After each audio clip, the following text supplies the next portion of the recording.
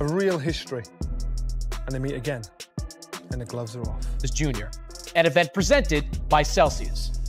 For Jake Paul, it's a step towards his stated goal of becoming a world champion. For the 10 count, have me out, no way. Of course I can. I almost did. Always feeling amazing, man. This is the part I love the most, these fight weeks, and getting to actually go in there under the lights and perform. I think it's going to be a great fight night, great stacked card, so the fans are going to win from this one. Yeah, to stick in boxing, they spoke about this fight before, and I said, no, it's a gimmick fight. It's not something that I think is right. Has been part of the conversation, and we've always wanted to fight each other. There's been some shit talk back and forth for a couple of years, and my goal is to become world champion, and the WBA and WBC plan on ranking me depending on my performance, and once I'm ranked, then I can go for the title shot, and he's a formidable opponent, former world champion. It's a great test, 10 rounds to get ready for what ultimately will be a submission, stand up, better at kicking. So when he fights, he's fighting people that have aspects that are good in every category. Fight him. I've always wanted to fight legendary names in the sport. His dad is one of the best to ever do it. I like building my resume, having the best looking box rec of all time. Mike Tyson, Tyron Woodley, Anderson Silva, the list goes on. And so just adding a Chavez name to my box rec is just really exciting. Joe and his father were pretty dismissive of your abilities. Did you feel that way? And do you think they are maybe looking past what you can do in the ring? Definitely underestimating me. This is going to be the toughest fight of his career, the most embarrassing fight of his career. He's going to be exposed. He's going to realize he's easy work. And I don't even think him and his team know what's going on. You know, his head coach over here is like, oh yeah, we watched Jake. He has 7 pro fights. And I think these guys don't know what they're getting themselves involved in. And I see the sparring partners they're bringing in, and it's just no one that can. At the face-off with Jake Paul, Anthony Joshua is making it clear he means business. He says he has to win and compares boxing to a game of snakes and ladders where winning takes you up and losing sets you back. Every word shows just how serious and focused he is for this fight. Win. And when I win, I'll move on to fighting for the championship. That's boxing, snakes and ladders. You win, you go up, you lose, you slide down. So I have to win in order to continue on where Jake Paul is showing full respect to Anthony Joshua. He says Joshua is a great fighter and explains that when he is focused and ready, he becomes very dangerous. Jake Paul points out that Joshua has been at this his entire life and calls him the most experienced fighter he has faced so far. Great fighter, you know, when he locks in, when he's prepared, he's been doing this his whole entire life. He has a ton of experience, my most experienced fighter to date. Anthony Joshua explains that his fight strategy goes beyond just strength. He talks about using his mind to process what is needed and focusing on what must be done in the moment. He says he will give his best and then see what happens. This shows a calm and confident mindset where intelligence and timing matter as much as power. He is not relying on brute force alone. Every word highlights that Joshua is thinking ahead, planning carefully, and approaching the fight with control and focus. Brain. I'll process what I need to process, I'll do what I need to do, and I just do my best in it. We'll see what happens. Eddie Hearn highlights Anthony Joshua's unique position in boxing today. He explains that no one competes at Joshua's level, not just because of his skill but also because of his appeal. Hearn reminds everyone that Joshua won the Olympic gold medal in London, marking a remarkable start to an exceptional career. His words show that Joshua is more than just a fighter. He is a global figure in the sport. Hearn emphasizes the mix of talent and reputation, showing why Joshua is a major force both inside and outside the ring. Don't see anybody ever competing on the level of AJ, not in terms of ability, but just draw. We've never seen it before. But don't forget, AJ won the Olympic gold in London. It's a hell of a start. Adio gives a clear picture of Anthony Joshua's immense power and presence in the ring. He calls Joshua a 260-pound behemoth with detonators in both hands capable of serious damage. Oladipo recalls being ringside for 15 of Joshua's fights and emphasizes how dangerous his right hand is. The knockout of Francis Ngannou shows that even fighters who had never been knocked down before are at real risk against Joshua. Comparing him to Canelo, Oladipo points out that Joshua's power is on another level. His words make it clear that stepping into the ring with Joshua is an extreme challenge. A live 260-pound behemoth who has detonators in both hands, who can seriously hurt you. I've been ringside 15 of AJ's fights. When he lands that right hand, it's a problem. It's a big problem. Just ask Francis Ngannou. Just ask Francis Ngannou. That was a scary knockout. You were right there. I was right there. He didn't get up. And this is a guy who had never been knocked down before. Gonna fight Canelo. But even that, there's Canelo, who's, you know, and there's AJ in terms of power. Like the jump from Canelo to AJ is astronomical. So look, I don't think it's a good idea, but you know, pounds. Simon Jordan explains why Anthony Joshua taking on a YouTuber fight makes sense from an entertainment perspective. He emphasizes that Joshua is not just a boxer but also an entertainer, having won the World Heavyweight Championship twice and competed in some remarkable bouts. Jordan points out that this fight is part of boxing's business side, where big names connect with fans in new ways. Joshua's willingness to take on this matchup shows his versatility and understanding of the sport beyond just the ring.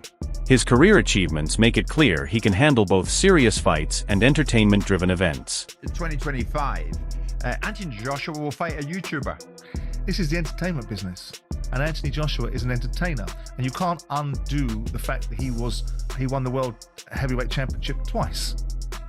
And he fought in some great fights. So why does he need this? Because he... Derek Chisora talks about the entertainment value of the Anthony Joshua versus Jake Paul fight. He calls it a great matchup for fans and suggests it could even end quickly as a one-round spectacle. Chisora predicts that Jake Paul may be overconfident because of his performance in Daniel's fight, but Joshua is ready to show his full skill. He emphasizes that Joshua can handle this fight easily and put Paul away. The commentary highlights Joshua's power, skill, and experience while framing the matchup as an exciting event for fans. Entertainment, and right now, this is a great fight for entertainment for us right now. A one-round entertainment. Surely that doesn't go past one round. We never know. You never know. But you know what? As I said yesterday, Jake Paul be so confident to get into this fight, because after you watched Daniel Dubois fight, you think you can do exactly what Daniel did. Yeah. So listen, I'm up for this fight to happen, and I want to see AJ just put it. Jake Paul talks about his fight with Anthony Joshua and shows that he welcomes the challenge despite the obvious risks.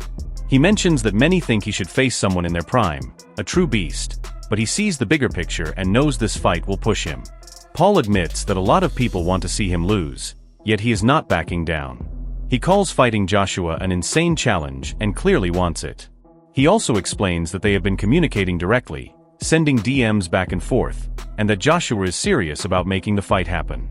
This shows Paul's confidence while highlighting just how huge Joshua's presence is in this matchup. Oh, I like the challenge. People, that's the criticism. Fight someone in their prime who's a beast. I think people just want to see me lose. That's really what the message is behind it all. And Anthony Joshua is an insane fight, but I want that challenge. We've been DMing back and forth. He wants to make it happen. Tony Bello warns about the risks Jake Paul faces against Anthony Joshua and calls the matchup a severe mismatch. He explains that Paul's health could be in serious danger and describes the fight as outright risky. Bello calls the situation ludicrous and insane because stepping into the ring with Joshua puts any fighter at extreme risk. He stresses that Paul is prioritizing money over his safety and calls it absolutely insane. Bello's commentary highlights Joshua's power and experience as a major threat, making it clear that this fight is not just entertainment but a real test of skill and courage against one of the world's top heavyweights. It's just a gross mismatch. Yeah. Like, you don't understand his health is in jeopardy. So I'm not even entertaining it. I just think it's dangerous. And listen, I might have to work it, but it's just... It's kind of ludicrous, isn't it, really? It's insane. This boy is nuts. Is nuts. And I think he's putting his life before he's putting his life before. Johnny Nelson offers a realistic view on why someone might take a fight with Jake Paul at this point in their career. He explains that the financial reward is a major factor, saying there is more money to be made. Nelson admits that if it were purely a test of skill, he would not take the fight because the challenge is not comparable. He praises Jake Paul for how he has built his career and calls his work impressive. Nelson's commentary highlights that Anthony Joshua is in a different league in terms of skill and experience, while acknowledging the entertainment and financial appeal that makes the fight attractive to some fighters. At this stage of his career, I take Jake Paul. I take Jake Paul because there's more money there. If it was real, I don't think it's real. I think it's bullshit. I think Jake Paul I think it's bullshit. I think it's Jake Paul has done them. Eric Chisora talks about the fight between Jake Paul and Anthony Joshua, making it clear that Joshua's power is on another level. He says the fight will be exciting, but warns that Paul does not have the strength to knock Joshua out. Chisora predicts the fight could end very quickly, and that Paul might even end up in an ambulance if he underestimates Joshua. His commentary emphasizes the danger of facing a world-class heavyweight, highlighting Joshua's strength and skill while warning fans and fighters that this is a serious matchup where overconfidence could be disastrous for Paul. Exciting. Does he have the power to knock out Joshua? No, he hasn't got the power to knock out Joshua. How does that fight end? Jake Paul going to an ambulance, bro. What can we... Duke McKenzie talks about the fight between Jake Paul and Anthony Joshua, explaining that from a financial perspective, it might seem easy for Joshua. He says Joshua could take the fight, earn $100 million, and not even break a sweat. McKenzie points out that while the fight will not boost Joshua's status as the world's top contender, the risk for Paul is huge. A serious punch from Joshua could hurt Paul badly and even send him to the hospital. The commentary highlights the gap in experience and power between Joshua and Paul, showing that this fight is more about money than competitive stakes. 100 million and not even break sweat. You know, you take the fight. Is it going to enhance his stock as the world's #1 contender? Not at all, because nobody's going to take Jake Paul seriously. But on the other hand, I don't even want to play devil's advocate. What if Joshua hurts this guy? Seriously hurts this guy? Yeah. Tommy Fury gives a strong opinion on the fight between Jake Paul and Anthony Joshua. He explains that if he has a chance against Jake Paul, then Joshua would be far more dangerous. Fury recalls what his father said about Joshua's dominance and fully agrees. He even adds that even with a broken arm, Joshua would finish the fight in less than a minute. His words make it clear that Joshua's skill, power, and experience are far beyond what Paul can handle. Fury's commentary underlines the extreme challenge Paul faces and shows why fans expect a one-sided fight with Joshua clearly in control. Beat Jake Paul. And excuse my French, what the fuck is Anthony Joshua going to do to Jake Paul? I think my dad said that AJ could beat him with his prick, and I completely will back that up. Even if AJ had a broken arm in there... The fight between Anthony Joshua and Jake Paul is becoming one of the most talked about matchups of the year. Joshua brings unmatched experience, Olympic gold, and world championship titles, while Jake Paul brings confidence and a growing fan base. Every interview and statement from Joshua shows he is focused, powerful, and mentally ready for this challenge. Paul may have the courage to step into the ring, but Joshua's strength, skill, and boxing intelligence make him the clear favorite.